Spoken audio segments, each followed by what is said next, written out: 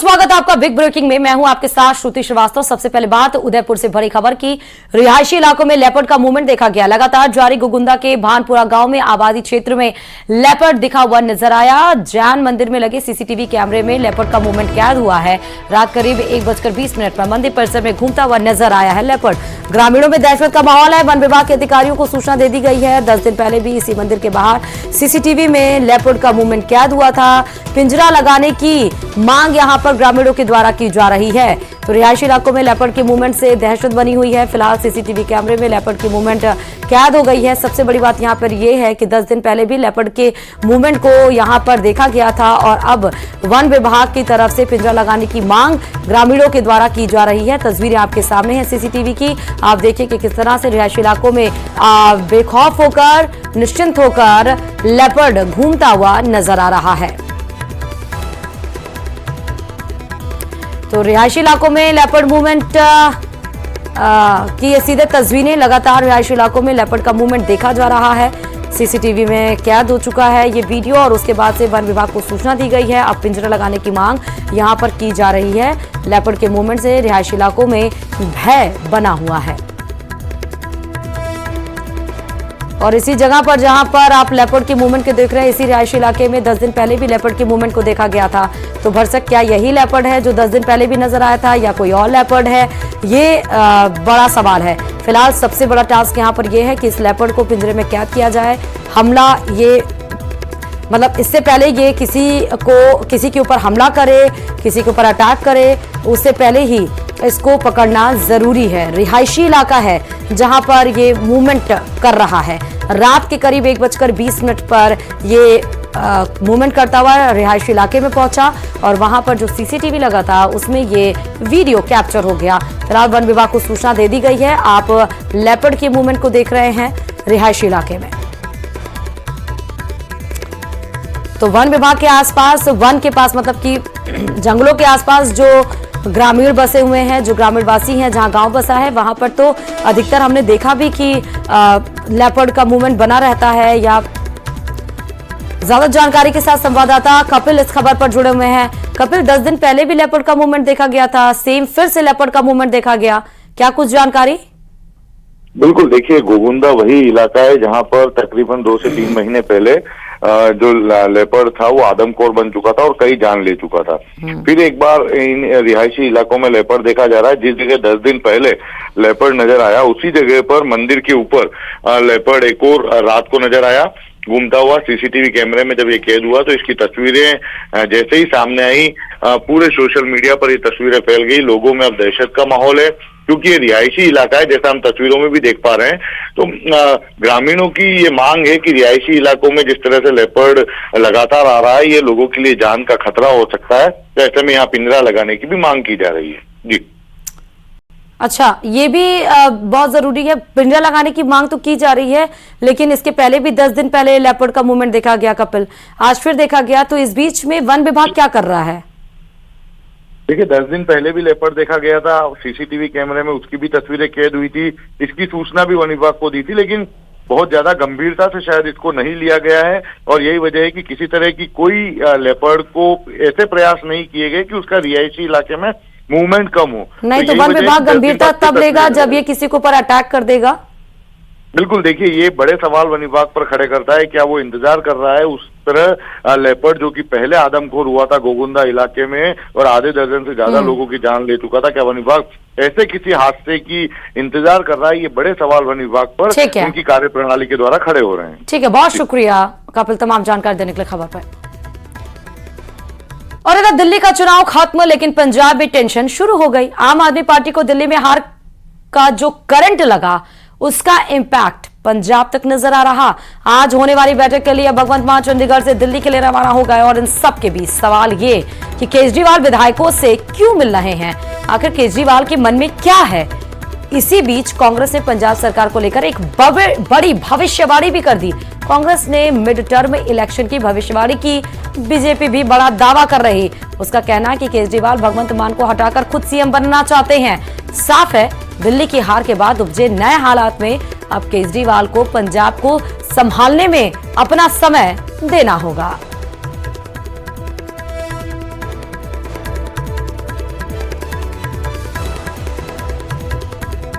दिल्ली के ओखला से आम आदमी पार्टी के विधायक अमानतुल्लाह खान नई मुश्किल में फंस गए हैं।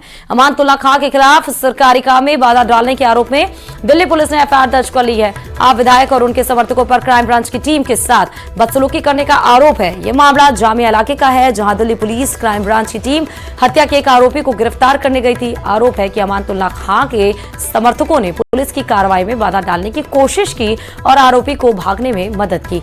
इसी मामले को लेकर दिल्ली पुलिस की टीम उनके घर पहुंची, हालांकि आप विधायक मौके पर नहीं मिले।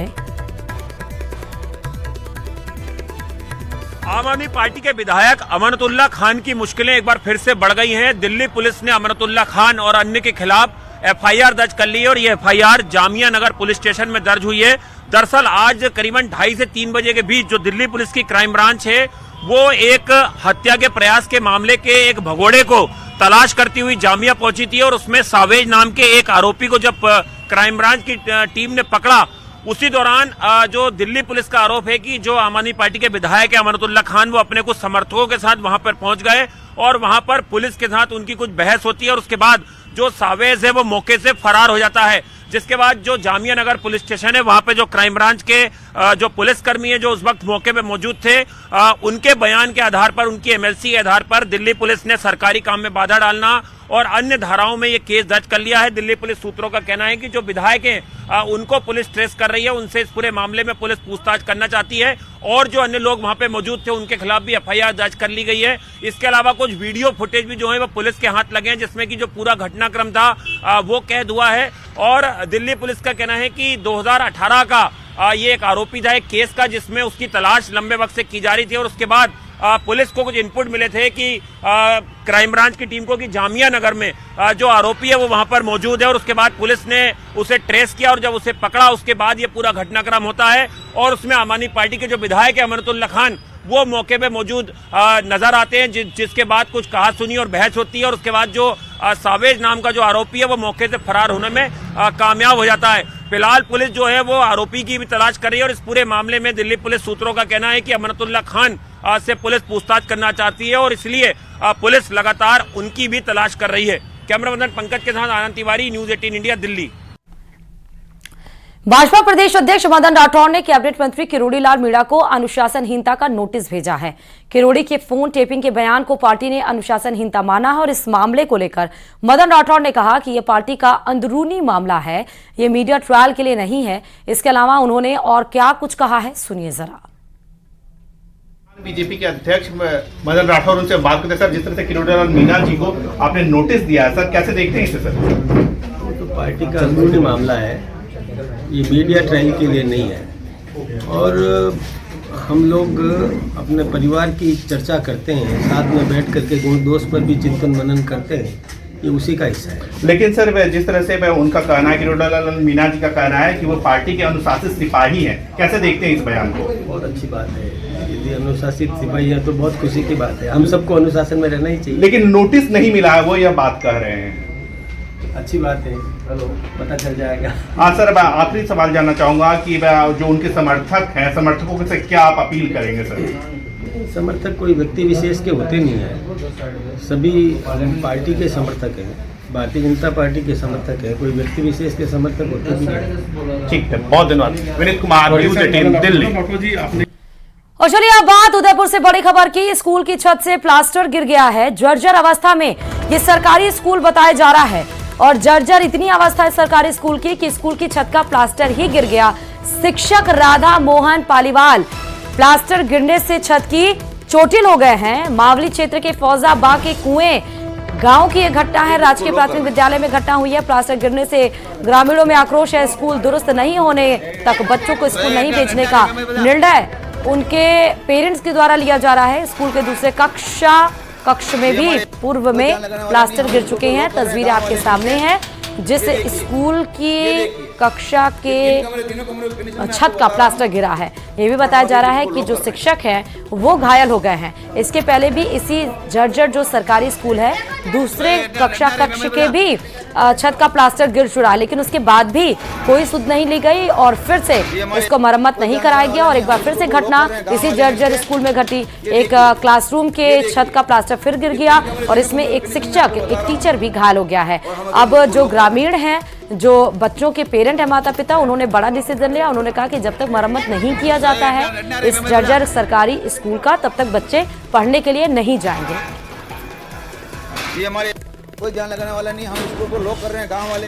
पेरिस में एआई का महाकुंभ लगा और इसके लिए खासतौर पर प्रधानमंत्री नरेंद्र मोदी पेरिस पहुंचे हुए हैं। प्रधानमंत्री नरेंद्र मोदी के फ्रांस पहुंचते ही वहां उनका भव्य स्वागत किया गया। प्रधानमंत्री यहां होने वाले एआई एक्शन समिट में हिस्सा लेने के लिए पहुंचे हैं। जैसे ही प्रधानमंत्री मोदी का विमान फ्रांस पहुंचा, वहां पहले से ही उनके स्वागत में फ्रांस की सेना के अधिकारी खड़े नजर आए। प्रधानमंत्री के पेरिस पहुंचने के बाद वहां उन्हें गार्ड ऑफ ऑनर दिया गया। उनके सम्मान में फ्रांस के झंडे को झुकाकर सलामी दी गई। पेरिस में होटल के बाहर पीएम मोदी भारतीय समुदाय के लोगों से भी मिले और इसके बाद पीएम मोदी के सम्मान में फ्रांस के राष्ट्रपति मैक्रों ने रात्रि भोज का आयोजन भी किया। वहीं आज प्रधानमंत्री मोदी पेरिस में आयोजित एआई शिखर सम्मेलन में शामिल होंगे।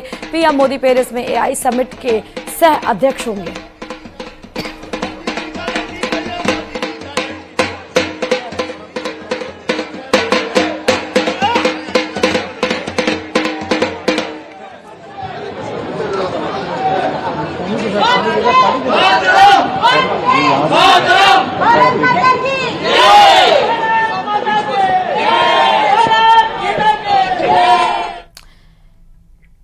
और चलिए खबरों में आगे बढ़ते हुए ये भी खबर आपको पेरिस से ही बताते हैं। पेरिस के एक होटल पहुंचे हैं प्रधानमंत्री नरेंद्र मोदी का भारतीय प्रवासियों ने गर्मजोशी के साथ स्वागत किया।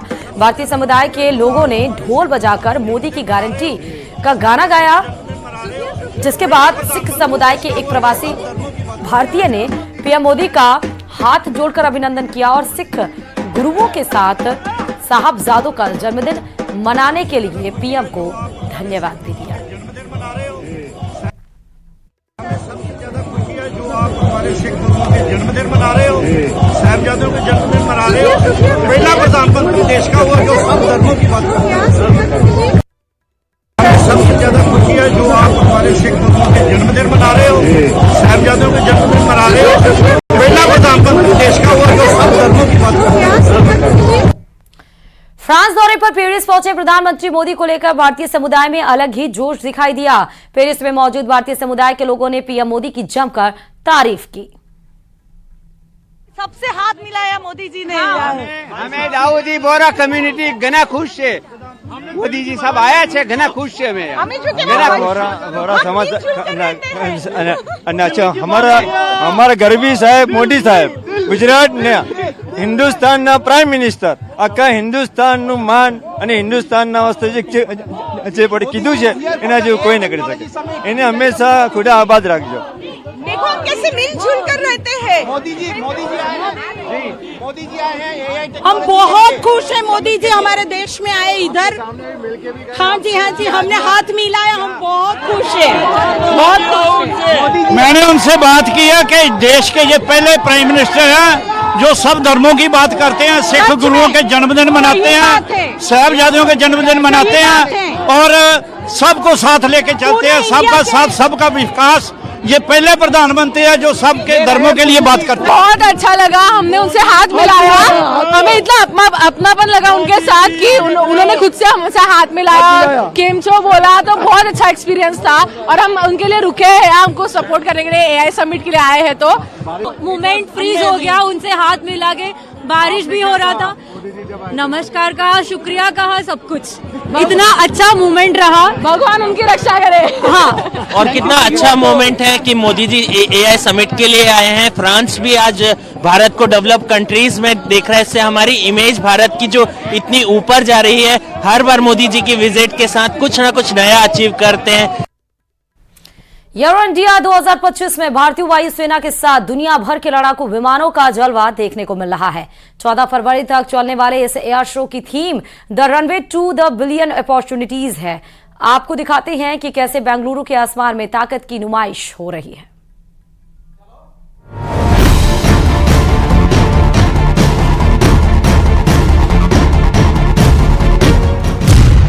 एरो इंडिया में छाई स्वदेशी वॉर मशीन, 5वीं पीढ़ी की तरफ बढ़ते वायुसेना के कदम। दुनिया देख रही है भारत की एयर पावर का दम। आसमान में अपनी शक्ति, अपनी तकनीक, अपने कौशल का लोहा मनवाते ये वो जाबाज हैं जो एरो इंडिया 2025 में अलग अलग देशों से आए हैं।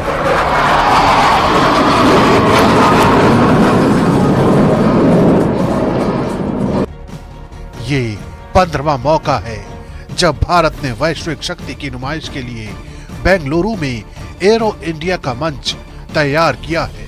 तेजस जैसे स्वदेशी लड़ाकू विमानों के बीच यहाँ दुनिया भर के लड़ाकू विमान अपने बाहुबल का प्रदर्शन कर रहे हैं।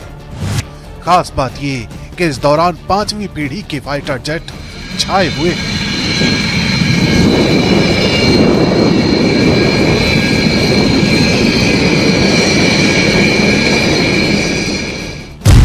अमेरिका जहां F-35 लाया है तो रूस का Su-57 इस एयर शो में मौजूद है, जबकि भारत ने भी पहली बार 5वीं पीढ़ी के फाइटर जेट एम का यानी एडवांस मीडियम कॉम्बैट एयरक्राफ्ट का फुल स्केल मॉडल लोगों के सामने रखा है। देश ने एक सपना देखा था कि वो 5वीं पीढ़ी का फाइटर बना के रहेगा और लगता है ये सपना अब पूरा हो चुका है। सपने ने आकार लेना भी शुरू कर दिया है। इस वक्त आप ये मॉडल देख रहे हैं, ये बेसिकली एक 1:1 मॉडल है, यानी कि जो 5th जनरेशन फाइटर एयरक्राफ्ट एम का प्रोग्राम है उसका जब एक्चुअल एयरक्राफ्ट आएगा तो सेम यही होगा। ये पहली झलक है जो आने वाले दिनों में भारतीय आसमान पर अपना दमखम दिखाएगी। India is going to have its own 5th generation fighter. We are not far away. We are just reached.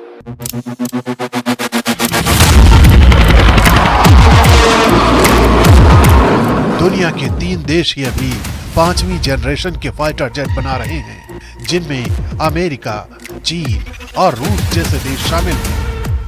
5th generation fighter aircraft की रेस में अमेरिकी F-35 भी बड़ी तेजी से अपना दावा पेश कर रहा है। सरकार की तरफ से ये तो साफ कर दिया गया है कि भारत अपनी सेना की ताकत को बढ़ाने के लिए कुछ भी कर सकता है, यानी कि एमका के साथ साथ विदेशी फाइटर्स के लिए भी रास्ता खुल गया है। और इस वक्त आप तस्वीरों में सामने देख सकते हैं, ये है अमेरिका का स्टील्थ फाइटर एयरक्राफ्ट F-35।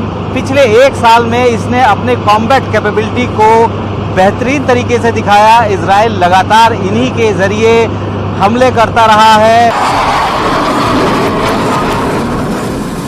और आइए अब आपको दिखाते हैं रूस का 5वीं पीढ़ी का fighter jet Su-57।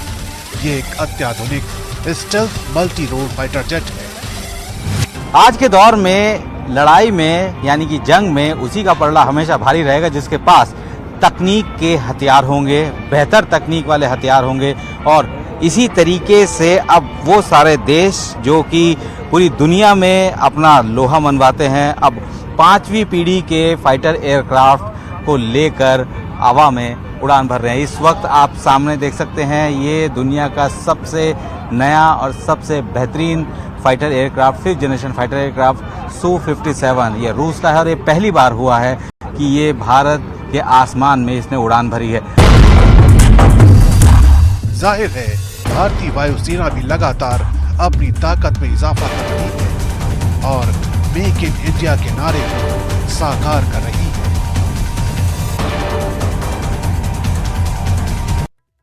Harvinder Singh Sandhu उर्फ वृंदा का हाथ होने की संभावना जताई गई है। फायरिंग की इस घटना में एक व्यक्ति की मौत हो गई और एक घायल हो गया है। महाराष्ट्र के नांदेड़ में शूटआउट की घटना से सनसनी फैल गई। 4 लोगों ने एक कार पर ताबड़तोड़ गोलीबारी की है। पुलिस इस पूरे मामले की जांच में जुटी हुई है। बताया यह भी जा रहा है कि नांदेड़ फायरिंग में फरार खालिस्तानी आतंकी हरविंदर सिंह संधू उर्फ वृंदा का हाथ हो सकता है। पुलिस इस फायरिंग में खालिस्तानी एंगल की भी जांच कर रही है।